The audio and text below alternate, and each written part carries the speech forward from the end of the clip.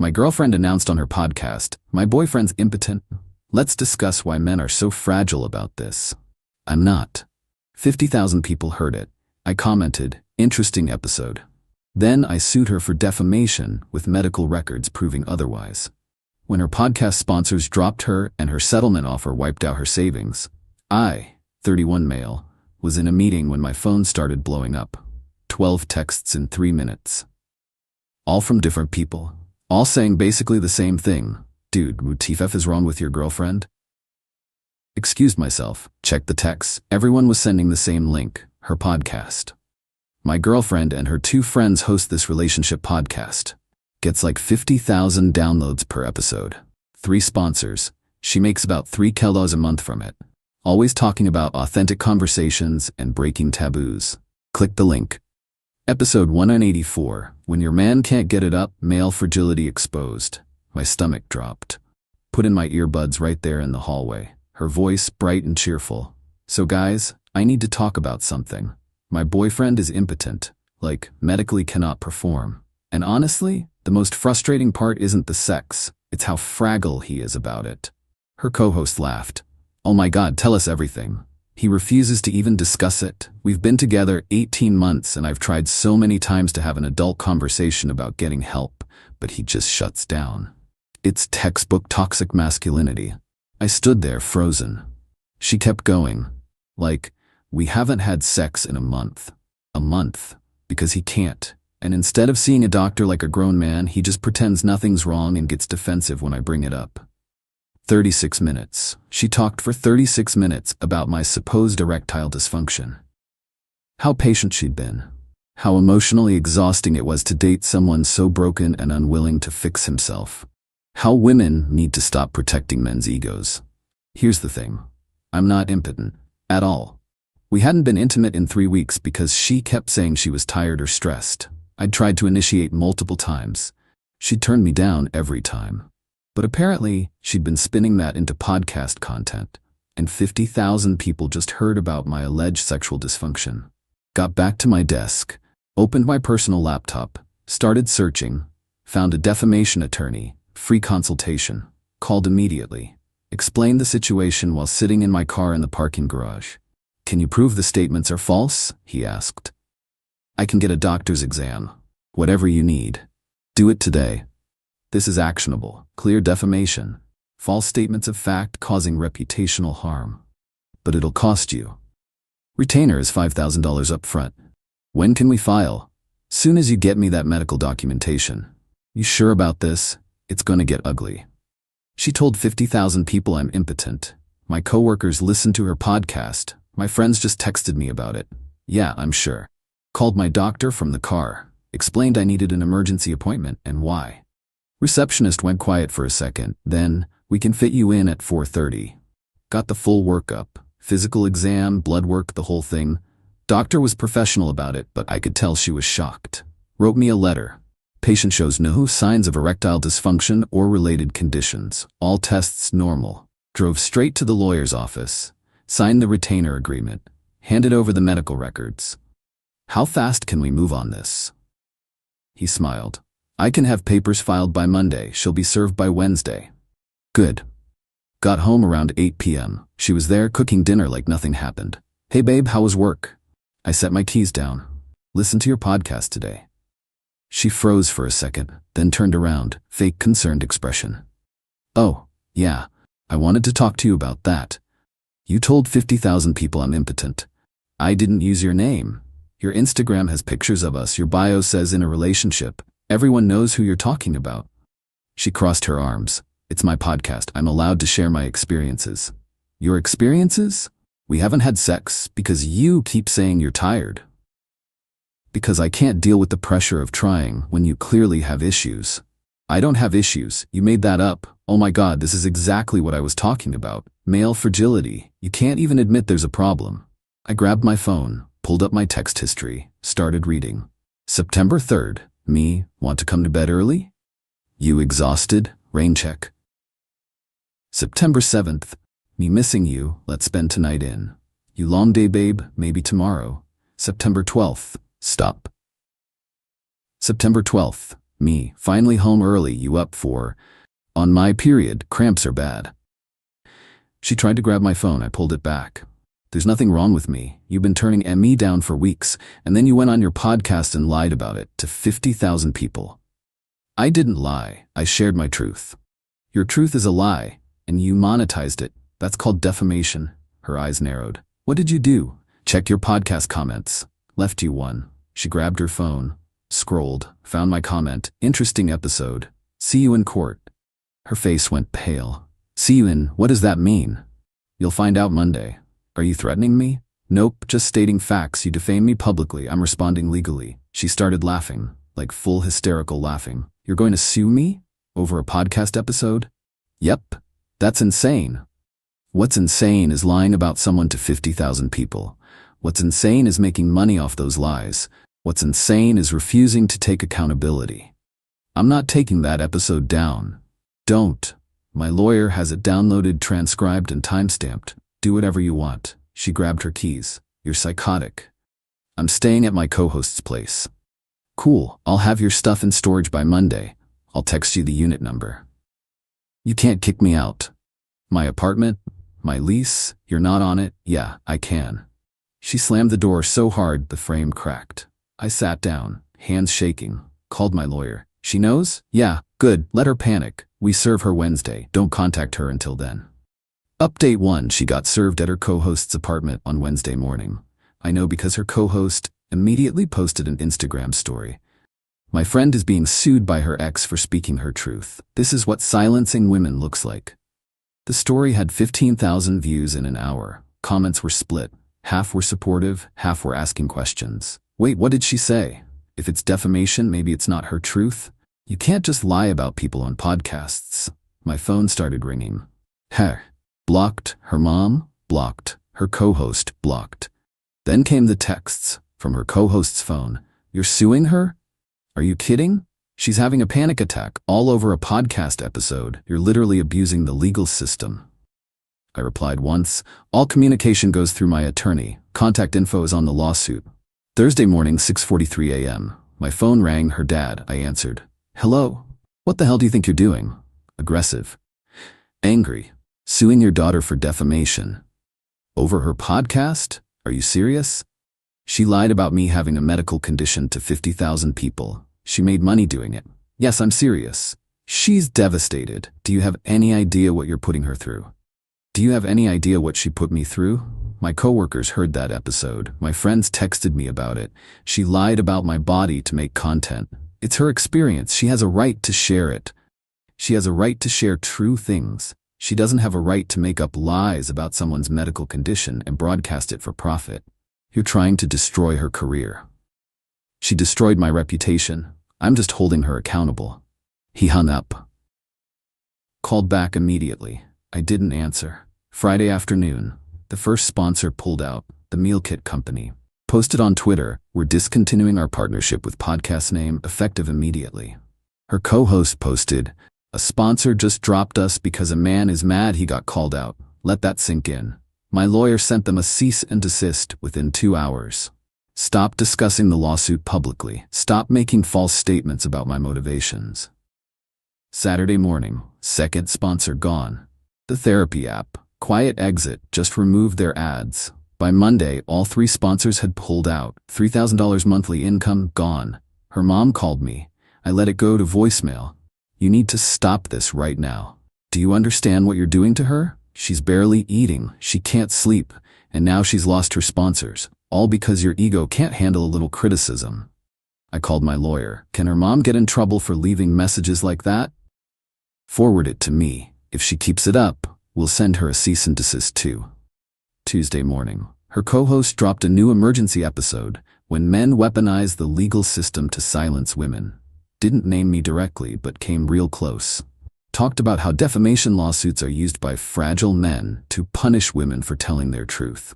How a certain lawsuit was actually about control and abuse. The episode got 73,000 downloads, way more than usual. They were monetizing the drama.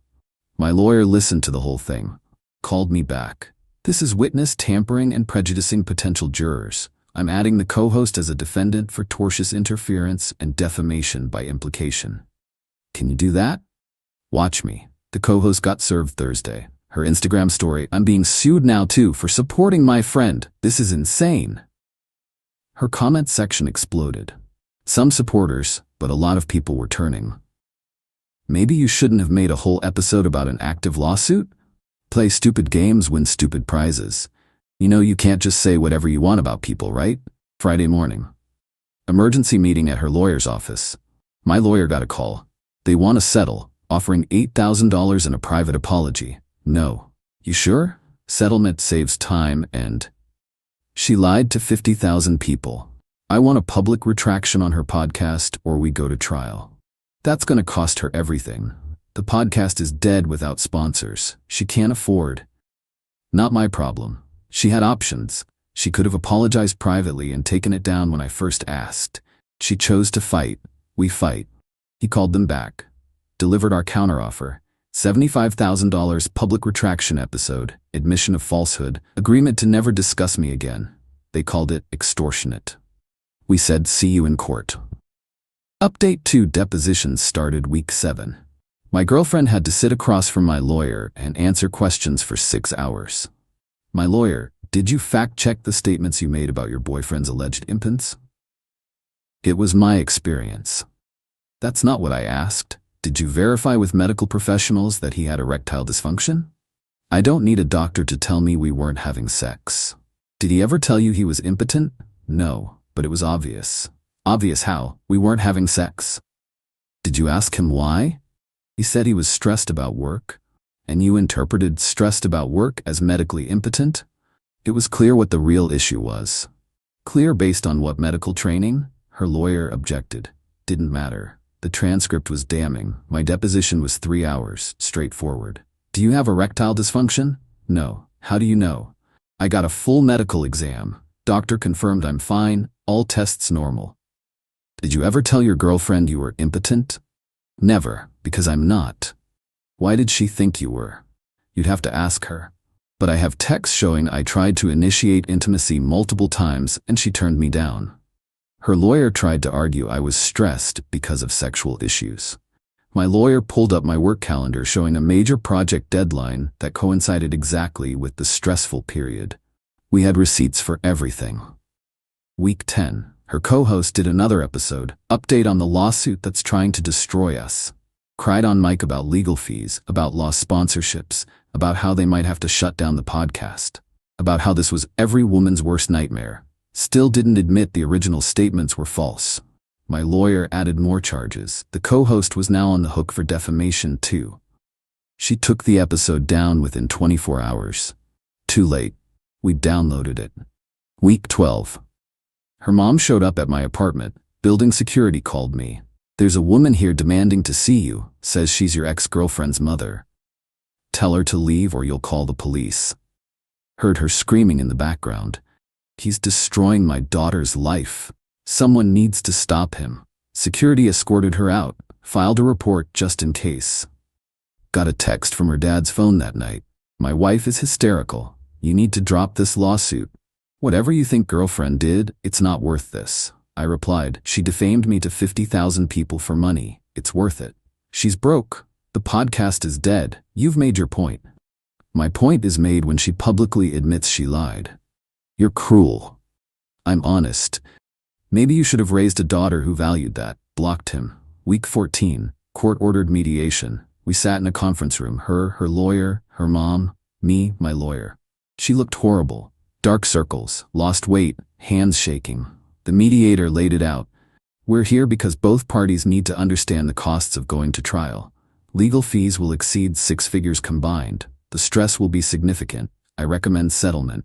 Her lawyer, my client, offers $35,000 and a statement of regret on social media. My lawyer, no. Full podcast episode, minimum 20 minutes. Public admission the statements were false and $65,000.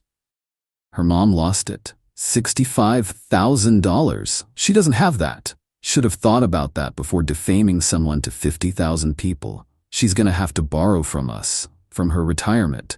You're destroying her financially. She destroyed his reputation, financially. professionally, socially. Turnabout is fair play. The mediator, what if we compromise? $50,000, podcast retraction with specific language admitting falsehood. My lawyer looked at me. I thought about my coworker who'd asked if I needed Viagra samples. Thought about the wedding I got uninvited from. Thought about 50,000 people hearing I was impotent. $55,000. Full episode retraction. Has to say I made false statements. These were not true. I did not verify them. I apologize. And the podcast shuts down permanently after. You can't make me shut down my podcast. I'm not. But you can't afford to run it without sponsors, and no sponsor will touch you after this. So you can shut it down voluntarily as part of settlement, or watch it die slowly while paying me $55,000. Your choice. They caucused for 40 minutes. Came back. Her lawyer, we accept $55,000. Full retraction episode with that specific language. Podcast ends after the episode airs. She never mentions him publicly again. Papers were drawn up right there. She signed, crying. Her mom called me a monster on the way out. I called my brother that night. Think I did the right thing? She lied about you being impotent to 50,000 people. Then fought you instead of apologizing. Yeah, you did the right thing. The retraction episode posted 2 weeks later, 22 minutes long. Her voice flat and defeated. This is my final episode. I need to address something. In episode 184, I made false statements about my then boyfriend. I claimed he was impotent. This was not true. I did not verify this claim. I made assumptions and presented them as fact. I caused significant harm. I apologize. This podcast is now permanently ended. Comments flooded in. Wait, you just lied about him? So you tanked your whole podcast because you couldn't fact check? You deserved this lawsuit. The podcast feed went dark immediately after. Every episode deleted. Her Instagram went private. Her co-hosts went private. My lawyer called. Settlement check cleared. Minus my fees, you're getting $36,500. Final update. 4 months after settlement. Life's back to normal. The $36,500 paid off my car and went into savings. Legal fees were $18,500 total. Expensive, but worth every penny. Heard through the grapevine she had to move back with her parents. Wiped out her savings. She'd spent most of her podcast money on equipment and marketing. Had to liquidate a retirement account to cover the rest. Her parents loaned her $20,000. She's working retail now. Her co-host unfollowed her on everything. The podcast is gone like it never existed. Ran into her mom at a grocery store last week. She saw me, her face went red, and she turned her cart around. Didn't say a word. My coworker who'd asked about Viagra samples approached me last month. Hey man, I heard that podcast thing was all lies. Sorry, I believed it. It's fine. That's why I sued. Worth it? Every penny. Started seeing someone new. Told her about the lawsuit on date 3. She laughed. She lied about you being impotent on a podcast? That's insane. Yeah, good for you for suing. People think they can say whatever they want online. We've been together 2 months. No podcasts. She works in finance. Thinks the whole influencer culture is toxic. My dad asked if I felt bad about the settlement wiping out her savings. That's a lot of money, son. She made false statements about my body to 50,000 people for profit, Dad. Refused to apologize. Fought me every step. I'm supposed to feel bad? He didn't bring it up again. When I learned, people think podcasts don't count as real media. They think it's just friends talking. They forget that 50,000 listeners is bigger reach than most local news stations. She monetized lies about me, refused to admit they were lies, tried to paint herself as the victim when I fought back. Cost her $55,000, her savings, her podcast, her sponsors, her career trajectory. All because she wanted content and didn't think facts mattered. I'm not impotent. Never was. But 50,000 people heard otherwise. At least now there's a public record of her admitting she lied. Worth every penny, worth every stressful phone call, worth every deposition. Some things you don't let slide. Your reputation is one of them. And if someone defames you, sue them, make them prove it. Make them pay. She learned that lesson for $55,000. Hope it was worth the content.